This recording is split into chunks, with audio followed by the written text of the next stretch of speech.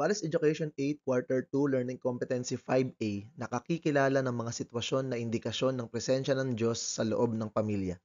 Magandang araw sa inyong lahat. Ang ating aralin ngayon ay tungkol sa pagkilala sa presensya ng Diyos sa loob ng pamilya. Sama-sama nating alamin kung paano natin mararanasan ang kanyang presensya sa ating tahanan. Sa simula ng ating aralin, magnilay muna tayo. Tanungin natin ang ating sarili, nananahan ba ang Diyos sa ating tahanan? Pagnilayan natin ang bawat aspeto ng ating pamilya, ang ating pagmamahalan, pananalangin, pagtutulungan, at pagsunod sa kalooban ng Diyos. Ano-ano ang mga palatandaan na malinaw na kasama natin ang Diyos? Sa araling ito, ating tatalakayin ang mga palatandaan o indikasyon na ang Diyos ay nananahan sa ating mga pamilya at kung paano natin ito maisasabuhay. Mga mag-aaral, ito ang mga palatandaan ng isang pamilyang may Diyos. Makikita natin na hindi lang ito tungkol sa material na bagay o kayamanan, kundi sa ugnayan ng pamilya sa Diyos. Sa mga susunod na bahagi ng ating aralin, tatalakayin natin isa-isa ang mga indikasyong ito at kung paano ito nakatutulong upang manatiling matatag, mapayapa at pinagpala ang isang tahanan. Ang pagkakaroon ng pagkakaisa at pagmamahalan sa pamilya ay isang malinaw na indikasyon ng presensya ng Diyos. Kapag nangingibabaw ang pag-ibig, ibig sabihin ay isinasabuhay ng pamilya ang kalooban ng Diyos. Ang Diyos ang nagbibigay ng kapayapaan at pagkakabuklod. Kaya kung ang pamilya ay nagmamahalan at nagkakaisa sa kabila ng mga hindi pagkakaunawaan, ito ay patunay na ang Diyos mismo ang nananahan sa kanilang tahanan. Kailan may wala pang taong nakakita sa Diyos. Ngunit kung tayo'y nagmamahalan, nasa atin ang Diyos at nagiging ganap sa atin ang kanyang pag-ibig. Makikita natin na ang presensya ng Diyos sa pamilya ay malinaw kapag pinahahalagahan ng bawat kasapi ang karapatan at tungkulin nilang sumamba sa Kanya. Hindi lamang paminsan-minsan, kundi regular at tapat sa lahat ng pagkakataon. Bukod sa regular na pagsamba, ang pamilyang may Diyos ay loyal o tapat sa pagsunod sa kanyang mga utos. Hindi lamang nila ginagawa ang mga utos kapag madali o maginhawa para sa kanila, kundi lahat ng kanyang kautusan ay sinusunod ng buong puso at may pananampalataya. Sa ganitong paraan, naroroon ang Diyos sa tahanan at pinapalakas ang ugnayan ng bawat kasapi. Ang bawat may takot sa Panginoon ay mapalad. Nasa kanyang mga daan ay lumalakad. Kakainin mo ang bunga ng paggawa ng iyong mga kamay. Ikaw ay magiging masaya at ito'y magiging mabuti sa iyo. Isa sa pinakamalino na indikasyon na ang Diyos ay nasa isang pamilya ay kapag lagi silang nagsasama-sama sa panalangin. Ang panalangin pansambahayan ay hindi lamang tradisyon, kundi isang mahalagang gawain kung saan ang bawat kasapi ng pamilya ay nagpapakumbaba at lumalapit sa Diyos bilang iisang tinig. Kapag ang pamilya ay nagkakaisa sa pananalangin, natitiyak nila ang patnubay, proteksyon at pagpapala ng Diyos. Ang ganitong tahanan ay buhay na patunay na ang Diyos mismo ang kanilang kasama araw-araw. Tandaan ninyo, kung ang dalawa sa inyo ay nagkaisa dito sa lupa sa paghingi ng anuman sa pananalangin, ito ipagkakaloob sa inyo ng aking Ama na nasa langit. Isa ring malinaw na indikasyon ng presensya ng Diyos sa pamilya ay kapag ito'y nagiging pinagmumulan ng mga batang mananampalataya. Ibig sabihin, ang mga magulang ay nagtuturo ng mga salita ng Diyos sa mga anak sa kanilang tahanan.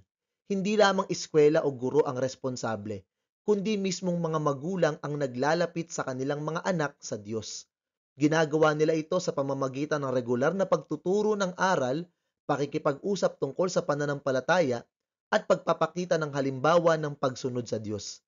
Kapag ang isang tahanan ay nagsisilbing paaralan ng pananampalataya, malinaw na ang Diyos ay nananahan doon at gumagabay sa kanilang buhay. Ang mga utos niya ay itanim ninyo sa inyong puso. Ituro ninyo ito sa inyong mga anak. Pag-aralan ninyo ito sa inyong tahanan, sa inyong paglalakbay, sa inyong pagtulog sa gabi, at sa inyong pagbangon sa umaga.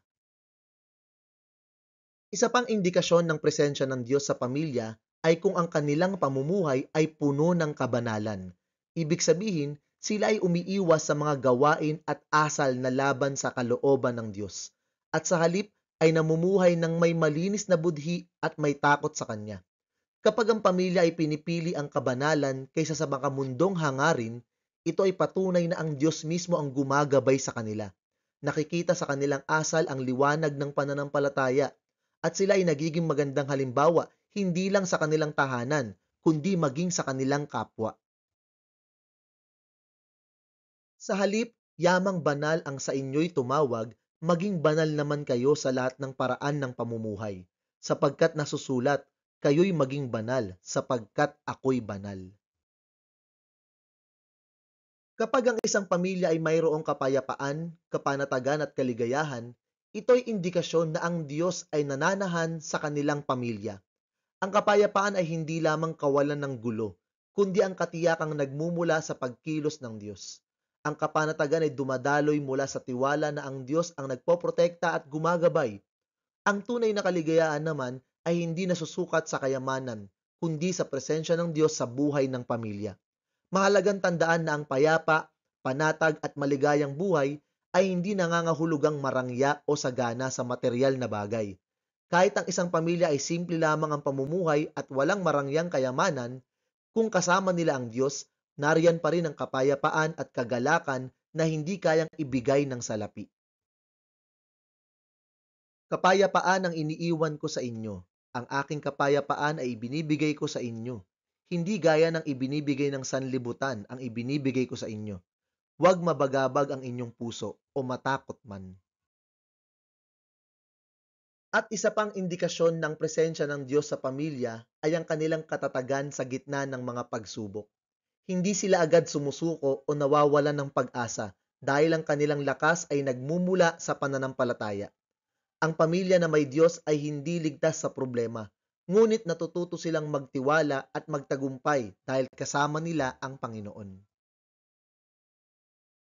Mapalad ang taong nananatiling matatag sa kabila ng mga pagsubok dahil pagkatapos niyang mapagtagumpayan ng mga ito, tatanggapin niya bilang gantimpala ang buhay na walang hanggan na ipinangako ng Diyos sa mga nagmamahal sa Kanya. Ang lahat ng ito ay mga palatandaan ng presensya ng Diyos sa isang pamilya.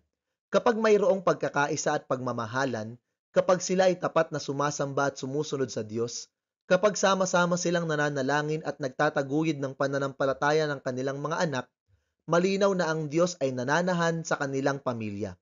Makikita rin ang presensya ng Diyos kung ang pamilya ay namumuhay ng may kabanalan, may kapayapaan, kapanatagan at kaligayahan. At higit sa lahat, kung sila ay matatag at nagtatagumpay sa mga pagsubok sa buhay. Ibig sabihin, hindi natin kailangang makita ang Diyos ng pisikal upang masabing siya ay kasama natin. Ang mismong buhay at kalagayan ng pamilya na naglilingkod at sumusunod sa Kanya ay malinaw na patunay na ang Diyos ay naroroon. Para sa paglalapat ng inyong natutuhan sa ating aralin ngayon, isipin ninyo ang isang praktikal na hakbang na magagawa ninyo upang higit na makita ang presensya ng Diyos sa inyong pamilya. Maaari itong isang simpleng bagay tulad ng sama-samang pananalangin bago kumain, pagbibigay ng oras sa isa't isa, o pagpapatawad sa pagkakamali. Ang mahalaga ay magsimula sa maliit ngunit totoo. Pagsasanay, isulat ang T kung ang pangungusap ay wasto o M kung hindi. 1. Ang pagkakaroon ng pagkakaisa at pagmamahalan sa pamilya ay indikasyon na ang Diyos ay nananahan sa tahanan. 2. Ang pamilya ay tapat na sumasamba at sumusunod sa Diyos kung pinipili lamang nilang sundin ang mga utos na maginhawa para sa kanila. 3. Ang regular na panalangin pansambahayan ay isang malinaw na palatandaan ng presensya ng Diyos sa pamilya. 4. Ang tunay na kapayapaan at kaligayahan ng pamilya ay nakukuha lamang sa yaman at materyal na kasaganaan. At 5. Ang pamilya na nananatiling tapat sa Diyos sa kabila ng mga pagsubok ay pinapalakas at pinapaligaya ng kanyang presensya. Sinasabi rin sa Biblia, kung ikaw, o Diyos ko, ang aking kasama, anuman ang hirap ay nasasalunga. Sa bawat pagsubok at hirap na dumarating sa pamilya, ang presensya ng Diyos ang nagbibigay ng lakas at katatagan. Ang pamilya ay dumaraan sa hirap at saya, ngunit kapag kasama ang Diyos, nagiging matatag ang pagsasama. At hanggang dyan lamang po ang ating aralin para sa araw na ito. Sana po ay may natutuhan kayo. Salamat po sa panonood at pakikinig. Paalam!